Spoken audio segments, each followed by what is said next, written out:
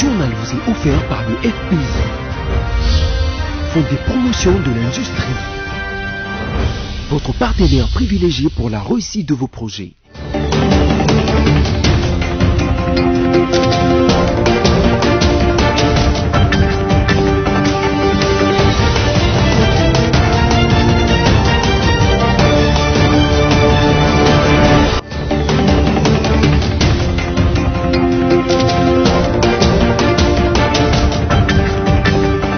Voilà, monsieur, bonsoir et merci de nous choisir pour vous informer. Tout de suite, les titres de ce vendredi.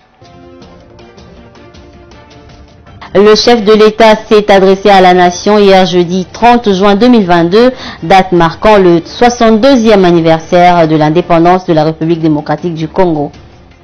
La Société congolaise de poste et télécommunications et ses partenaires ont procédé à la présentation de la nouvelle plateforme officielle de l'État de vente en ligne ce vendredi 1er juillet 2022 à Sultani Hotel dans la commune de La Gombe.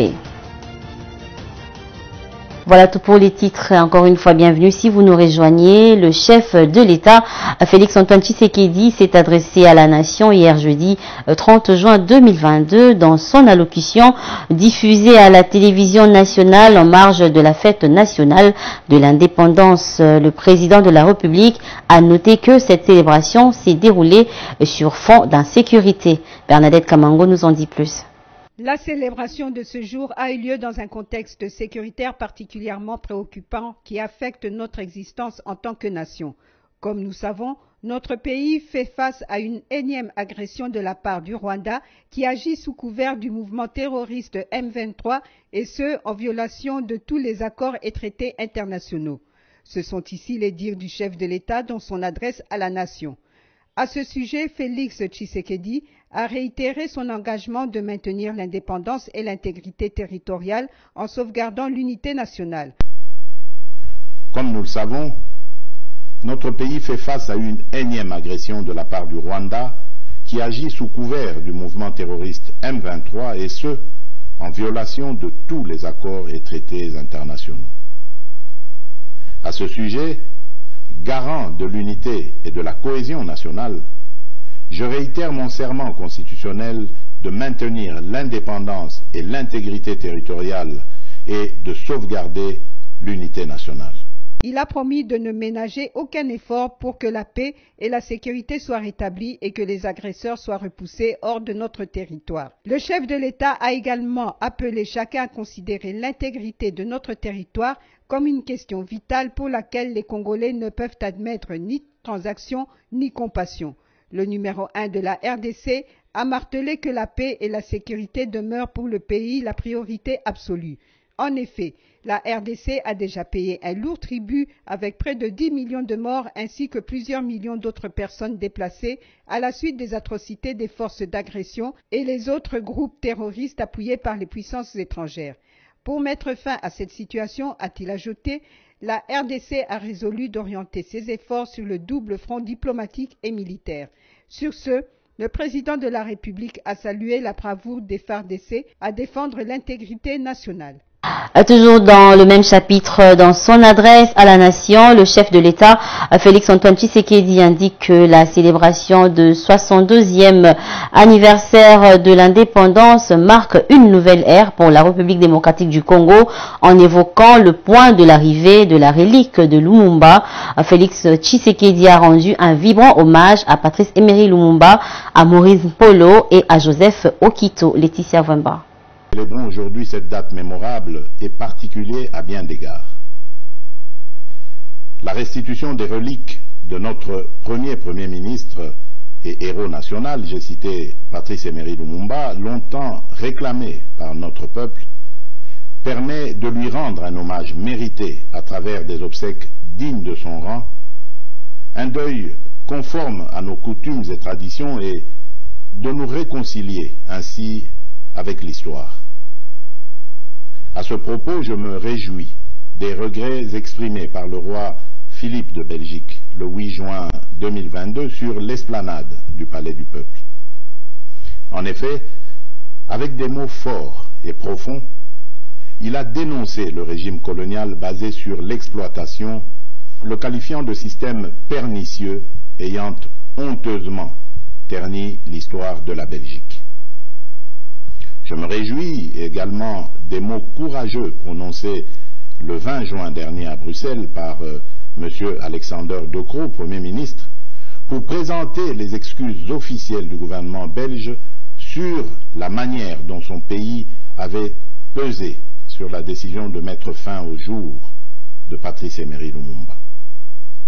Par ailleurs, pour compléter l'histoire glorieuse et héroïque des pères de notre indépendance, j'ai décidé, en date du 9 juin 2022, d'élever Joseph Okito et Maurice Mpolo, les deux compagnons d'infortune de Patrice Emery Lumumba, au grade de grands officiers dans l'Ordre national héros nationaux Kabila Lumumba. Mes très chers compatriotes, parlant de notre coopération bilatérale, en dépit des écueils qui ont émaillé notre parcours, la restitution officielle à notre pays par la Belgique du masque Kakungu du peuple Soukou augure une nouvelle ère et marque la dimension éminemment culturelle de cette nouvelle étape de la coopération belgo-congolaise. Le Parti de l'Unité nationale Puna, à travers son autorité morale, M. Élisée Bokumwana Maposa, et son secrétaire général Raphaël Bolikango, a organisé une cérémonie pour rendre un hommage vibrant à l'un des pionniers de l'indépendance et initiateur du Parti Puna, Jean-Didier Bolikango. Commentaire de notre stagiaire Graciane Sala. Militants et cadres du Parti Puna se sont réunis pour la circonstance fixé rendez-vous au domicile du défunt Jean-Didier Bolikango. La cérémonie a été marquée par la présence de l'autorité morale Élisée Bokumwana. Tout a commencé avec le hissement du drapeau du parti qui s'est mis aussitôt à flotter en l'air. Au second lieu, les mots des circonstances a été lu par le président exécutif du parti, Pati Malanga. Lorsqu'il intervient, l'autorité morale explique la vision du parti et s'attarde sur sa vision en 2023. Je prends la commande des partis de l'unité nationale. Et pour ce faire, nous voudrions à ce que demain, le Puna puisse rayonner en allant aux élections de 2023 et en obtenant beaucoup d'élus afin de pouvoir faire asseoir le pouvoir des partis de l'unité nationale. Après ces mots, le secrétaire général du parti, Raphaël Bolikango, a remercié son autorité morale et l'assistance qui a répondu positivement à cette invitation. Pour Aya Awa Nambinza Atako Pokoso Yanzela Pokoso ya Mabulu mais Boye Kukumisa Molimo la papa Jean-Didier Bolikango. Rappelons que cette cérémonie s'est focalisée sur la commémoration du défunt Jean-Didier Bolikango et la vision du parti Puna. Dans un entretien accordé à BC Télévision, Corneille Mulumba est d'avis qu'une loi soit votée par le Parlement afin de mieux organiser les partis politiques en République démocratique du Congo. En effet, selon lui, ceux-ci sont en majorité des priorités de leurs initiateurs qu'il surnomme des partis Mopao. Il est au micro de Bernadette Kamango. En RDC, il n'y a pas de parti politique. Il y a ce que j'appelle les mouvements de soutien à des Mopao. C'est comme ça qu'on parle toujours de tel parti politique cher à tel parti politique cher à tel. Parce que c'est son parti, c'est sa propriété. Si nous voulons construire notre démocratie, nous avons besoin de partis politiques, des vrais partis politiques, qui tiennent régulièrement, même tous les 2 ans maximum de congrès. Nous devons sortir une loi qui encadre la vie des partis politiques, qui impose que les partis politiques rendent compte régulièrement leurs comptes, ainsi que les ONG puissent justifier leur financement pour éviter que des pays étrangers financent, que nous devons organiser les élections en les finançant nous-mêmes exclusivement. Donc il faut que ce soit un texte qui soit écrit, les élections en RDC doivent être financées par nous-mêmes, que nous réorganisions le système électoral pour ne pas avoir des élections qui nous coûtent $1,5 milliard $. Ça n'a pas de sens dans un pays comme celui-ci. Nous devons avoir des élections qui doivent coûter pas plus de $250 millions. Organisons-nous, faisons preuve de créativité pour voir qu'au niveau des villages, au niveau des territoires, au niveau des provinces, au niveau des villes et tout ça, comment faire en sorte que nous puissions avoir des candidats bien sélectionnés qui allient compétences et patriotisme, parce que c'est indispensable, et je pense que notre pays peut aller de l'avant. Mais les partis politiques doivent jouer un rôle important, il faut les aider par des lois. Et pendant les obsèques de Lumumba, l'allocution honorée la mémoire de ce héros national revenait dans les discours de diverses personnalités. Voilà pourquoi votre rédaction a réalisé cette réflexion sur la manière décente d'honorer la mémoire de ce martyr des causes et de la dignité congolaise. Sami Bosongo. La fracture entre les évolués congolais, tramée et réalisée par les Belges qui s'employaient à affaiblir les partis nationalistes rangés derrière Lumumba en faveur de partis pro-belgiques comme le PNP, le CONACAT, le MNCK, l'ABACO, etc. Cette fracture a été observée à l'approche du 30 juillet 1960 parce que les colonisateurs ne voulaient pas proclamer l'indépendance du Congo selon les attentes des Congolais qui ne juraient que par se libérer de leurs bourreaux. Les partis pro-Belgique combattaient pour le compte de la métropole les partis unitaristes et nationalistes. C'est ainsi que de 1960 à 1965, beaucoup de nationalistes ont été tués avec le plus célèbre d'entre eux, Patrice Emery Lumumba. Une situation qui soulève en dernière analyse la problématique du leadership ou du profil des politiques congolais face aux stratèges extérieurs belges, américains et français. La RDC souffre à cause du mauvais profil de ces politiques qui courbent en permanence l'échine devant les néocolonialistes. La situation lamentable de la RDC, malgré ses riches et nombreuses richesses, s'explique par la volonté de la classe dirigeante congolaise à appliquer les dictats des capitalistes occidentaux. Les attentes populaires ne sont toujours pas satisfaites au niveau voulu, malgré les riches potentiels du pays. Et puisque les politiques de chez nous pensent que pour conquérir et s'affermir au pouvoir, il faut non pas s'appuyer sur le peuple, mais sur les Belges, Français et Américains, ils ne jurent que par se mettre en harmonie avec eux. Hélas, aux frais du peuple, qui n'a que son cœur pour regretter et ses yeux pour pleurer. On peut changer les dirigeants et les régimes dans ces pays, mais tant qu'ils ne sauront pas affronter les prédateurs occidentaux, la RDC ne prospérera ni ne progressera au niveau voulu. De sorte que le sang de nos martyrs sera sans cesse profané. La meilleure façon d'honorer Lumumba étant d'agir en politique comme lui s'il était vivant. Tout à fait autre chose à présent, je vous le disais en titre, post-market et l'innovation technologique mise en place par la société congolaise de poste et télécommunications. Il s'agit ici d'une plateforme officielle de l'État de vente en ligne et d'achat par e-commerce.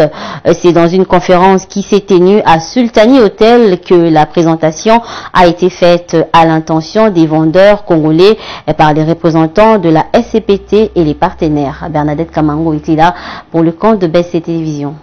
Ce service public de commerce électronique offre des avantages aux vendeurs congolais, notamment la sécurité et la fiabilité, ainsi que la facilité de la livraison par moto des commandes des clients.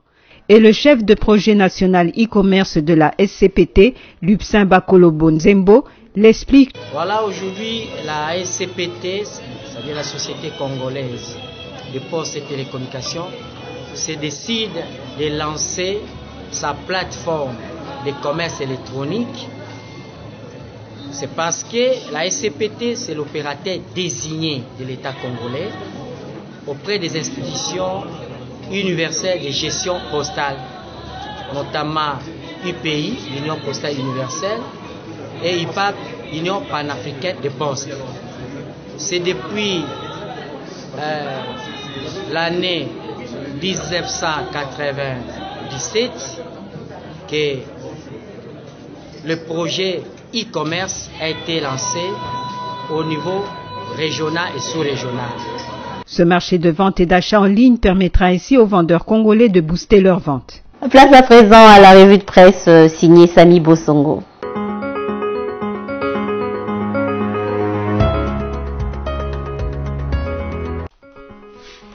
Bonjour. Le quotidien qui noie la prospérité a écrit sur l'acte du gouvernement de la RDC qui s'est référé à un travail de Kalev Mutondo devant le Conseil de sécurité de l'ONU.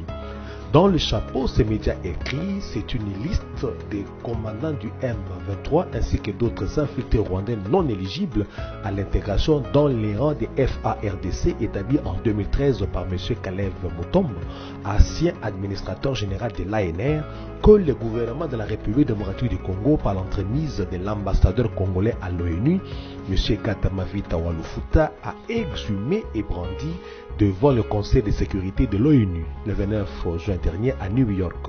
Certes, le principe de la continuité des services publics est consacré en RDC, mais le fait de recourir à un travail réalisé par cet ancien administrateur général de l'ANR démontre que même s'il est encore poursuivi et recherché jusqu'à ce jour, il mérite à la fois la reconnaissance de la nation congolaise ainsi qu'un procès équitable. Mediacongo.net a notamment communiqué sur l'appel adressé à Denis Mukwege pour se porter candidat président de la République en 2023. Levez-vous, rapportent ces médias, pour prendre la tête de ce peuple meurtri. Présentez-vous à l'élection présidentielle de 2023 que vous remporterez haut la main parce que notre peuple qui vous appelle est celui qui vous élira. Appel lui lancé par un collectif d'intellectuels congolais qui a peint un tableau sombre du pays et de la classe politique. Dans sa livraison du jour, NgoGuardian.com a écrit sur l'embargo sur les armes qui pèsent sur la RDC, au sujet duquel le Conseil de sécurité a supprimé partiellement l'obligation des notifications. Selon ces médias, le Conseil de sécurité a voté jeudi 30 juin 2022 sa résolution 2641 reconduisant jusqu'au 1er juillet 2023 son régime d'embargo sur les armes et des sanctions relatives à la République démocratique du Congo. La résolution a été adoptée par 10 voix pour et 5 abstentions de la part du Gabon, Kenya, Ghana, Chine et Russie. Ainsi prend fin la revue de presse de ce vendredi 1er juillet. Portez-vous bien chez vous.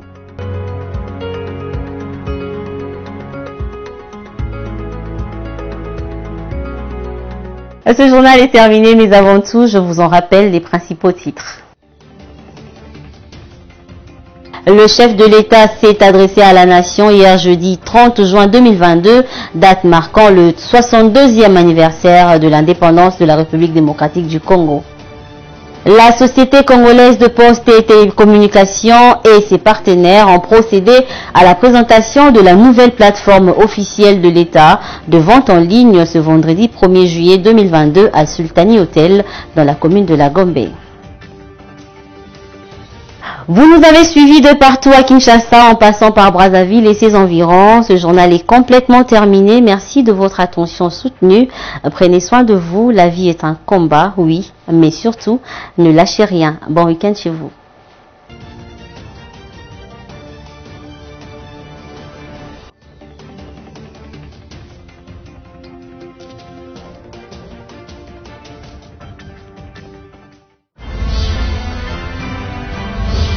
Ce journal vous a été offert par le FPI, Fonds des promotions de l'industrie, votre partenaire privilégié pour la réussite de vos projets.